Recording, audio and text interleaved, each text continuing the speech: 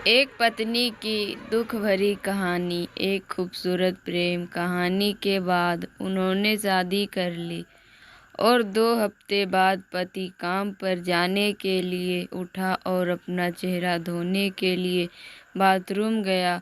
उसने आईने में देखा कि उसके चेहरे पर अलग अलग रंगों से कुछ शक्लें बनी हुई है।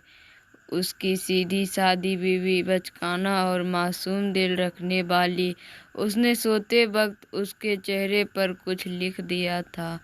उसने इसे बड़े प्यार से अंजाम दिया था। वो उस पर हंसने के लिए तैयार थी। सुबह हुआ उससे पीछे दौड़ेगा, उससे पकड़कर उसके गाल पर चुटकी लेगा, फिर उसे कसकर गले लगाएगा और उससे कहेगा कि वो उससे बहुत प्यार करता है। फिर वो दोनों पूरा दिन उसके चेहरे पर हंसेंगे। उस बेचारी मासूम बीवी ने पिछली रात ही ऐसा सपना देखा था, लेकिन उसके पति ने गुस्से में अपना मुंह धोया और फिर किचन में कॉफी पीने के लिए चला गया, जो वह रोज सुबह पिया करता था। उसकी पत्नी आज कॉफी बनाना भूल गई थी, क्योंकि वो उससे थोड़ा सा झगड़ना चाहती थी। अपने पति से कुछ रोमांस की उम्मीदें जो उसने हमेशा फिल्मों में देखा था और किताबों में पढ़ा था। पर जब उसे कॉफी नहीं मिली तो वो गुस्सा होकर उसके पास आया।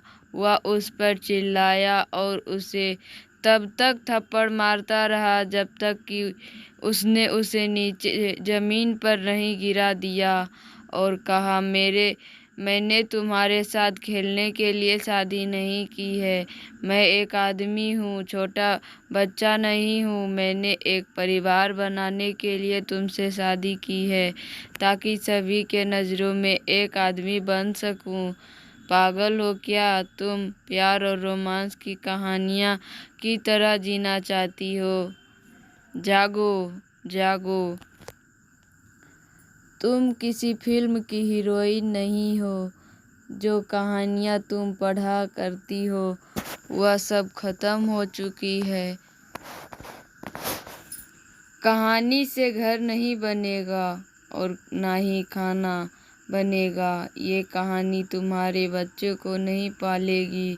वह बेचारी मासूम बीवी खड़ी रो रही थी और अपने दुपट्टे से अपने आंसू पोंछ रही थी। पति ने उस पर चिल्लाते हुए कहा, आज मैं अपने दोस्तों के लंच पर बुलाऊंगा। मैं चाहता हूँ कि जब वह आए तो सारा खाना तैयार हो जाए।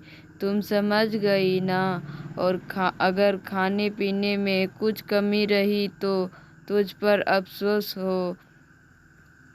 वो उस वक्त खुद को ऐसे आदमी के रूप में देख रहा था कि जिसकी पत्नी उसकी इच्छाओं पर चलती है।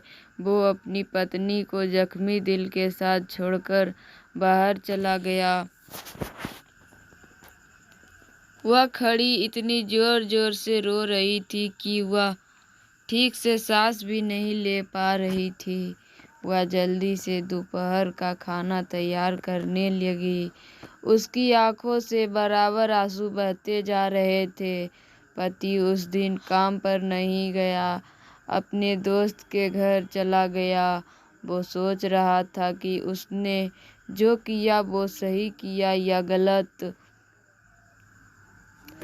वो अपने दोस्त से जाकर सब बताने लगा, आज मैंने अपनी बीवी को ये कहा, ऐसे डांटा, ऐसे मारा। लेकिन सौभाग्य से उसका दोस्त उसके जैसा नहीं था। उसने उसे अपनी बात पूरी करने की अनुमति नहीं दी और यह कहते हुए उसे बीच में ही रोक दिया, व्हाट मैन आर यू?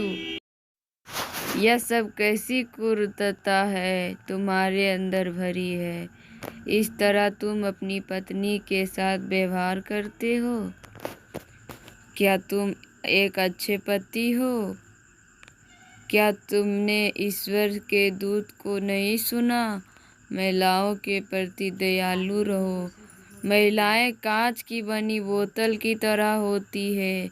आपको उसके साथ नरमी से व्यवहार करना होगा, उसके प्रति दयालु होना होगा, उसके साथ कोमल होना होगा, उसे दुलारना होगा और उसे तोड़ना नहीं होगा।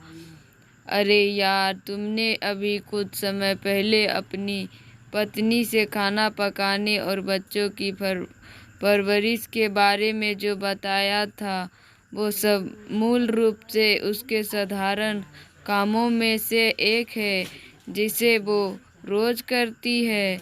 और तुम्हारा उसके साथ दयालु और स्नेही होने से ही तुम्हारे लिए उसका प्यार और जुनून बढ़ेगा।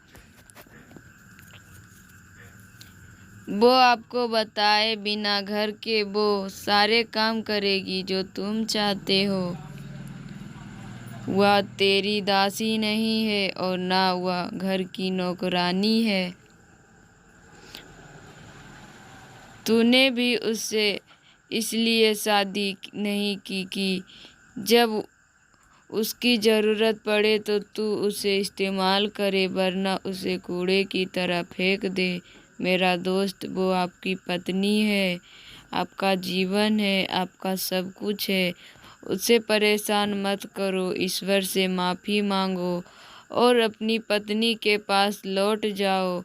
उसकी इज्जत करो और फिर कभी उसको तकलीफ ना देना। पति दुखी हुआ, बहुत पछताया और अपने अंदर कुछ कमजोरी महसूस की।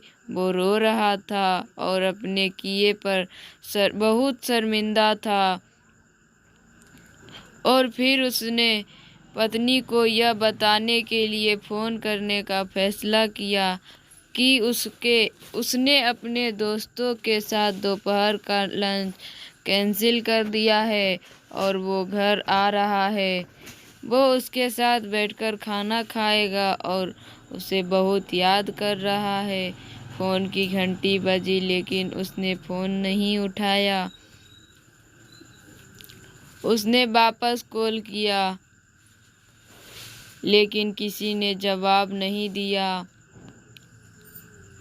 उसने कहा कोई बात नहीं, शायद वह कामों में व्यस्त है इसलिए वो फ़ोन नहीं उठा सकी। वह घर लौटा, घंटी बजाई लेकिन अंदर से कोई जवाब नहीं आया। उसने अपनी जेब में चाबी ढूंढी लेकिन सुबह हुआ गुस्से में चाबी ले जाना भूल गया था। उसने खुद से सवाल किया, वो क्या कर रही होगी। उसने फिर से एक घर की घंटी बजाई लेकिन किसी ने उसे जवाब नहीं दिया। और अचानक उसका फ़ोन बजने लगा। फ़ोन करने वाला उसका साला था। उसने बताया, बहन ने मुझे फ़ोन करके बताया भाई, मैं ठीक नहीं हूँ, मेरी तबीयत बहुत ख़राब हो रही है, मुझे अस्पताल लेकर चलो। उसने बताया। बहन यह सब बताते हुए बहुत रो रही थी। वह कह रही थी, भाई जल्दी से आ जाओ, मुझे बहुत डर लग रहा है। यह सुनकर उसके पति का दिल इस ख्याल से रुक ही गया था कि उसके साथ कुछ बुरा हुआ है। उसने एक टैक्सी रोकाई और अस्पताल चला गया। वहाँ उसे उसका पूरा परिवार मिला। उनके चेहरे पर उदासी छाई हुई थी। उसने सोचा कि वे उससे गुस्से में मिलेंगे क्योंकि उसकी पत्नी ने उन लोगों से इसकी शिकायत की होगी। लेकिन थोड़ी देर के बाद उसको लगा कि उसकी पत्नी ने किसी से कुछ भी नहीं बताया है। वह भी उनके साथ इंतजार करने लगा। कई घंटों के बाद डॉक्टर उनके पास आए, सिर झुकाया और उनसे कहा, आई एम सॉरी, हमने बहुत कोशिश की लेकिन हम उसे बचा नहीं पाए, हमें बहुत अफसोस है, वह मर गई है। शाम को पति अपनी पत्नी के भाई से दूसरी चाबी लेकर घर आया। ताला खोलकर घर के अंदर गया तो टेबल को ढका हुआ पाया। उसने टेबल से कपड़ा लटकाया। टेबल पर बहुत ही स्वादिष्ट व सुंदर तरीके के पकवानों की डिशें लगी हुई थी। उसने फ्रिज के दरवाजे के ऊपर एक कागज लटका हुआ देखा। उसने उसे खोला तो उसमें लिखा हुआ था, मेरे प्यारे पति, आज सुबह जो मैंने गलती की मुझे उसके बारे में बहुत अफसोस है। आप मुझे माफ़ कर दो। मैं आपसे बहुत मोहब्बत करती हूँ। मैं चाहती थी कि आप मुझे गले लगाकर मुझसे कहे कि मैं तुमसे बहुत प्यार करता हूँ, तुम मेरी ज़िंदगी हो। लेकिन मैं अपने चुलबुलेपन की वजह से नहीं समझ पाई कि आप मेरी इस हरकत पर बहुत गुस्सा हो जाएंगे। मैं आपसे वादा करती हूँ कि अब कभी भी आपको परेशान नहीं करूँगी। मुझे उम्मीद है कि आपके दोस्तों को खाना बहुत पसंद आएगा।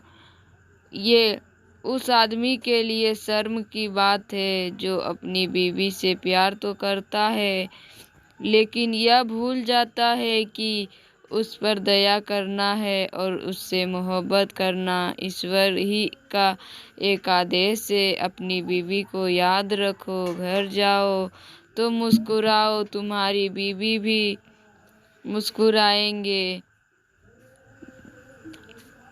और मुझे पता है कि एक खुशहाल घर बनाने के लिए धैर्य, ईमानदारी और प्रेम की आवश्यकता होती है। धन्यवाद। अगर मेरी कहानी पसंद आए तो मेरे चैनल को सब्सक्राइब कीजिए, लाइक कीजिए एंड शेयर कीजिए।